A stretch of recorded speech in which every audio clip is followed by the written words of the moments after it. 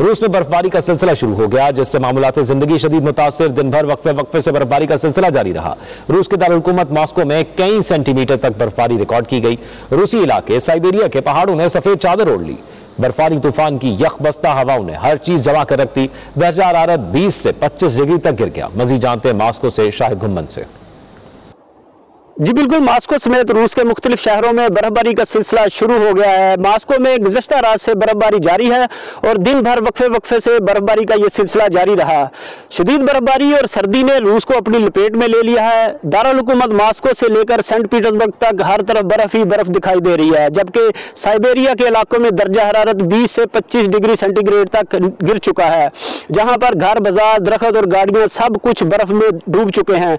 अगर मॉस्को की बात की जाए तो मॉस्को में हर तरफ बर्फ ही बर्फ नजर आ रही है, लेकिन इंतजामिया की जानब से सड़कों और गलियों की सफाई का अमल अपने मामूल के मुताबिक जारी है। मॉस्को और सेंट पीटर्सबर्ग में ट्रैफिक मामूल के मुताबिक जारी रही, और जबकि आज एयरपोर्ट्स पर परवाजों में भी कोई तखीर देखने में नहीं आई। यहाँ पर मैं ये भी बताता चलूँ कि मॉस्को में नवंबर से शुरू होने वाली इस बर्फबारी का सिलसिला अगले साल मार्च तक जारी रहेगा। अगर मुख्तलिफ शहरों के दर्जा हरारत की बात की जाए तो आज मॉस्को का दर्जा हरारत -3 दर्जा सेंटीग्रेड है, जबकि सेंट पीटर्सबर्ग का दर्जा हरारत -1, यकूतिया का -20, काजान का -1, उफा का -3 और एकतेरिनबर्ग का -2 दर्जा डिग्री सेंटीग्रेड है।